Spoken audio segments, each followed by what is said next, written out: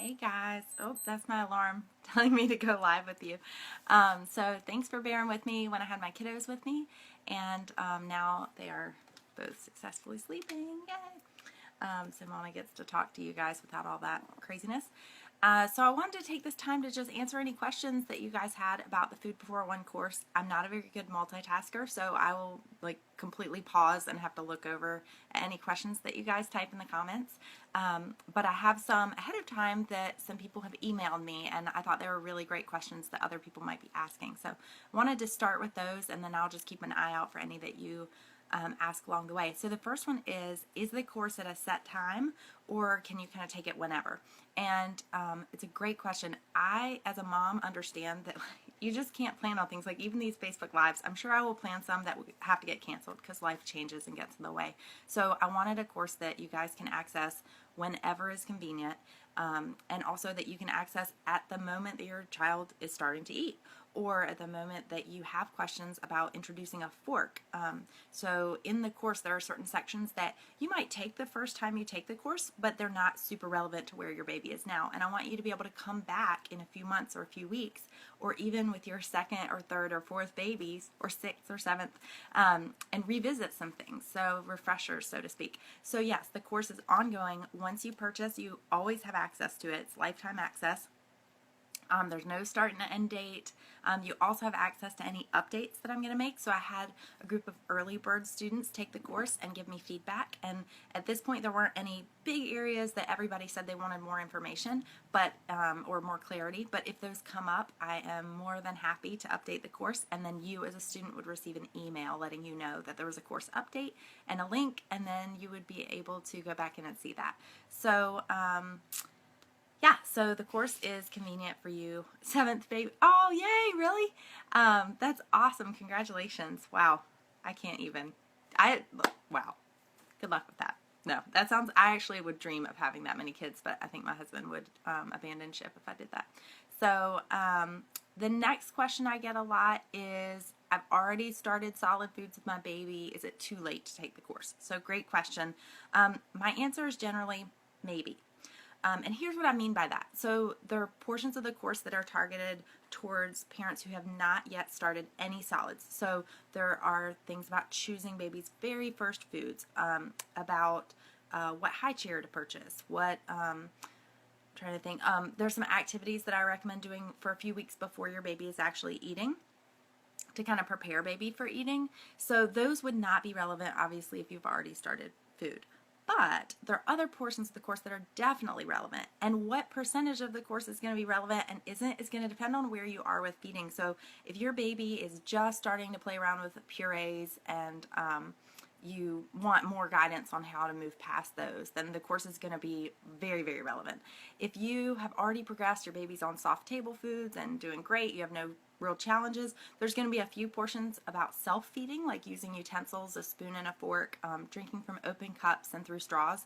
Those are going to be really relevant for you, but that's a smaller percentage of the course. That's probably 15 to 20% of the course. So like I said, the answer is, if you've already started solids, it may or may not be too late to take the course. If you have questions, I encourage you to just email me, rachel@candokiddo.com. Tell me a little bit about your situation, what your baby's doing with foods, and I can kind of give you some insight as to how much of the course would probably be relevant for you. Oh yeah, that's a great point. So Christy says that she has a couple of kids who are picky and she wants to make sure she gets a good start and a good foundation with her seventh baby. So that's a great, great point, Christy. It sounds like that would be a great reason to take the course. And for some people, some people try one approach to feeding and it works for baby number one. And I had a great feeder for baby number one. And then my second baby was a little bit more apprehensive about eating. I call her my reluctant feeder. So sometimes you think, oh, I got this baby food thing covered. I've done it before with my first baby. And then your second or third or fourth or maybe your seventh kind of trip you up a little bit, and you feel like you need more answers or more support.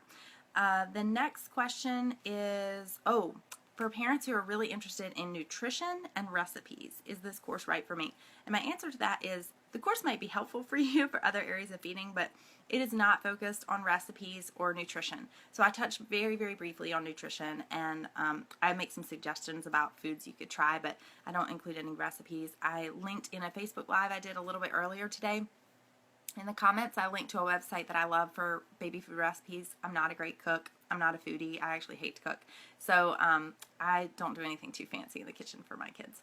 But if you're into that sort of thing and you want to get crazy, I have a great resource for that. Let's see. And on the nutrition front, I also just really want to respect that every family has different nutritional beliefs and values. And so if your family's vegetarian, the course is going to be applicable for you. If your family only eats organic food, applicable for you. If you want to home make all of your baby food, applicable for you. If you want to buy from the store all your baby food, also applicable for you. So this isn't like a set program or system for every baby. This is a way of moving through the baby feeding journey in a way that feels right for you and in a way that feels respectful for your baby. And so it's really customizable to your family. It's just a guidance. That's why I call it a field guide. It's not an actual set path. You have to do X, Y, and Z. It's just a way of understanding how babies learn to eat that can help guide you.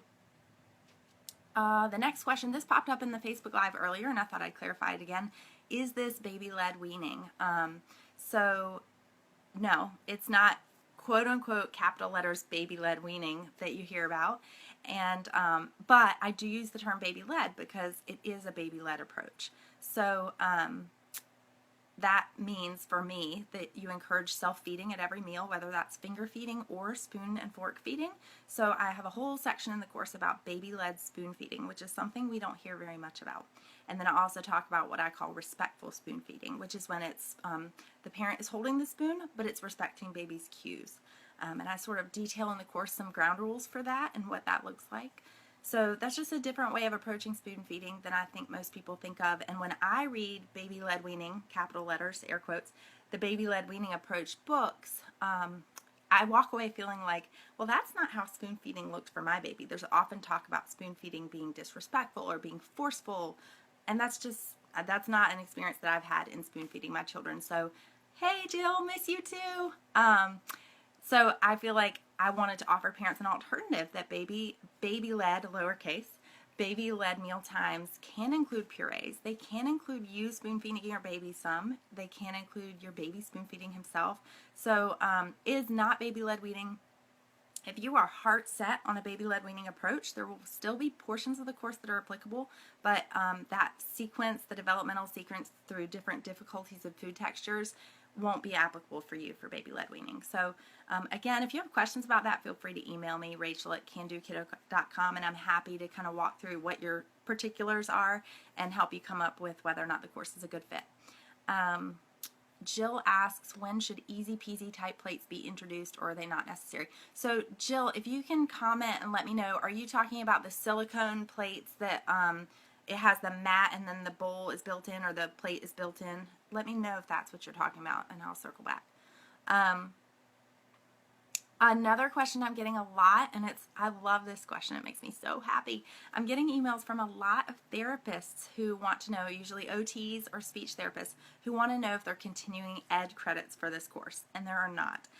The reason for that is that the course is really intended for parents, and I am so happy that therapists want to take it and hopefully offer it as a resource, or what they learned from it as a resource for parents. But it's targeted at parents, so it's parent-friendly language. I'm not tackling feeding issues or feeding challenges. Now, I do outline red flags for feeding. I think it's really important for parents to know what falls within the very, very wide range of normal feeding for babies and what is a red flag. So a good example of that would be, I see in the mom groups on Facebook, I'm in a million mom groups on Facebook, it's not a good idea, but I see a mom who says, oh, I have an 11-month-old, we've been trying solid foods, or we've been trying foods for 4 months now, and he will not put anything in his mouth. He gags at the sight of food, and he won't hold his bottle.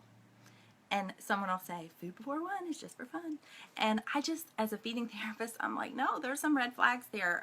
I think this mom needs support and needs some suggestions and someone to be in this journey with her, because it sounds like it's a hard journey. So that's really why I created the course, is to help parents so they don't just hear that food before one is just for fun. I want people to have a little more clarity with that, and to really understand baby feeding. So no continuing ed units, but for therapists, I am super pumped that you want to take it, and I'm so very flattered by the feedback that I'm getting from therapists that have enjoyed the course and want to recommend it to people. So thank you for that. I'm not seeing Jill loop back around yet with an answer, but if you guys will give me 2 seconds, because I want to answer her question. I'm gonna just yes, okay, I just Googled. Easy Peasy are the plates. I just wanted to make sure I was referencing the right product. So Easy Peasy are the silicone plates that are like a placemat that have a built-in bowl. And so Jill asked, where are you, Jill? When should they be introduced? Are they not necessary? I wouldn't introduce them right off the bat, because it's just one more thing that kind of creates a distraction for those very first meals. But I usually introduce a plate or a bowl to a baby around a month or two into eating, a month, 6 weeks, 8 weeks, right around there. Once the initial kind of shock value of like, what is this food and what is this spoon? Once that's worn off and you're kind of getting into a rhythm and feeling confident as a parent, I feel like as a parent it's important to kind of reduce the variables of chaos and stress at meal times. So kind of ramping up. So once you've kind of gotten the hang of baby-led spoon feeding and respectful spoon feeding, and you know kind of what your baby's response to feeding is, that's a great time to introduce a plate or a bowl. I do make recommendations in the course for different baby gear, and the Easy Peasy plate tray placemat is definitely in there. I personally, it doesn't fit on our high chair tray, so I've never used one in the home. I have used them in a clinic, but usually it's more for toddlers than infants in a clinic. Trying to think anything else about the Easy Peasy. I like the Easy Peasy because it gives you a nice wall, most of them, for the baby to push against, and that's really important. That's something I talk about in the course with choosing plates and bowls. So I hope that answers your question. There isn't really a time. Are they necessary? No. I think babies are totally fine with just a plate or a bowl, the type that I describe in the course, but the Easy Peasy plate, there's nothing wrong with those at all. They're actually really great for travel too. Let's see. How to move baby from purees to table food safely. What can I do to help create non-picky eater 8 months old? Yeah, so Allie, that's exactly what the biggest, longest lesson in the course. There's about 22 minutes that I dedicate to a developmental progression from baby purees to table foods. And it's not a set prescriptive, on week 3 you do this, on week 5 you do this. It's really educating you what signs to look for that your baby's ready, and then how to get unstuck. So if you get kind of in a texture and you feel like you can't move forward because you've tried this and baby doesn't do well, I offer some alternative paths of similar difficulty. So I hope that helps. I love you. You're awesome. Thanks, Anne. I used to work with Anne. She's one of my favorite teachers ever at a preschool I used to work at, and actually I think about her often because my son would now be in her class. So Anne, I wish Rowan could be in your class with you. Chris asked, what if he doesn't eat enough when I switch from purees to table food? Awesome. Good question, Chris. And I'm going to try not to get too far down the road into feeding questions. I will tackle that one in a second, though, because that's a good one. Chrissy, how long is the course? The duration of the course is what I'm assuming you mean. It's about 90 minutes, and it's broken into 8 lessons plus a little introductory lesson. So the longest lesson is about 22 minutes, I think I said about, and that's about the progression from purees to table food. So that's a really important big chunk. The rest of them are about 7 to 12 minute lessons, so pretty easily digestible, and you don't have to watch it all in one sitting at all. So if you want to, I've had a couple parents say they just whipped right through it in one night, 90 minutes, and others who are kind of taking it at their own pace. So Chris asks about how much baby's eating when you switch from purees to table food, and that's a great question. The amount of baby eating in the first year is going to change a lot from that 6 months when they first start tasting to 12 months when they're really transitioning their nutrition onto solid foods. In that 6 months, it's going to be a big change in how much they're eating. So I talk in the course about how to sort of relax as a parent about individual meals and know that it's very, very normal that babies they'll skip meals sometimes. They're not interested, they're too distracted, they're too fussy, they're getting a tooth, and some meals they'll chow down and you'll wonder if you have a grown man sitting at the table with you. So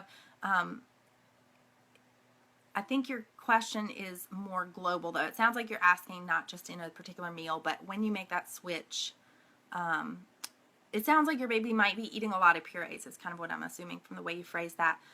So eating a pretty good volume of purees, and then you're going to switch to table food, and you're worried that the volume might drop. That volume will likely pick back up. So it might drop in the very beginning with the finger feeding and getting used to those textures, but it should pick back up by the time baby's about a year old. Okay, I'm going to see. It doesn't look like there's any other questions, and I think I've tackled the ones that I've been getting the most in the past 48 hours. So thank you guys so much for your time. I'll give you 30 more seconds in case anybody has any more questions, but I appreciate it. Oh, I almost forgot to give you guys a tour of the course. So I'm going to take this guy off. Sorry, I'm going to shake you guys up a little bit. Okay. All right, let me flip my camera for you. Okay, so here's the course. This is what it looks like. And this is the dashboard. I showed you guys on Instagram. For those of you who follow me on Instagram, I did a story this morning about this. But on the left side, this is the navigation through the whole course. So you can jump around if you need to. And then on this main page, there's 3 parts to the course. There's the introduction that I talked about. Sorry, I'm shaking a little bit. Part 1, which is preparing for adventure, which is getting ready to eat. And then part 2 is the journey. That's the nuts and bolts. That's the how to feed, how to move through different textures. So if we just click on this one,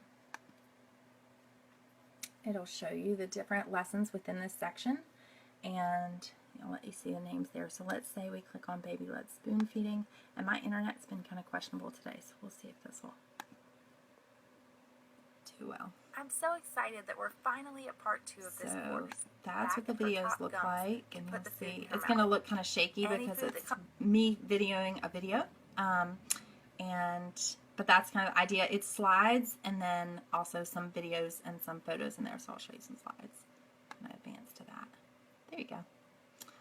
All right, and then I think that's most of it. There's also an option to email me if you have questions when you're taking the course. How much does it cost? So it costs, the retail price is $45, and if you're on my email newsletter list, you got an email on Tuesday, so check your inbox. It should have arrived at the wee hours of the morning, like 5:20 in the morning, an email for me with a discount code. So my Can Do Kiddo Insiders get a discount code for 15% off, which brings it to $38. So I hope you're on that list and get that. And that's about it. If anybody else has any questions, I'll give it another 30 seconds to see. But I appreciate it, and thank you for bearing with me in my first Facebook Lives. These are fun. I've been procrastinating them because I don't know about y'all, but I do not like being in front of the screen. Says as she flips it around way too close, but they're fun, and I love you guys, so I figure you won't hate me just because I stumble over my words or have mom hair, y'all postpartum hair right here. So we're all in it together. It's not perfect for any of us, so I figure why not be on Facebook Live and show you guys that. There's our messy house in the background. So it doesn't look like there's any more questions. Thanks so much for joining in, and feel free to email me if you have questions that pop up or comment on here. I'll circle back. Once we take it, how long do we have? Lifetime access. Yeah, I touched on that in the beginning of the Facebook Live, so if you want to circle back, I think that was the first question I tackled. But yes, you have lifetime access to the course, and if I happen to make any updates, if I get some questions that I want to add some clarifying information in the course or add a bonus lesson, you'll get an email about that, and hope that helps. All right, well, thanks so much, guys. Have a great day, and happy meal times with your little ones.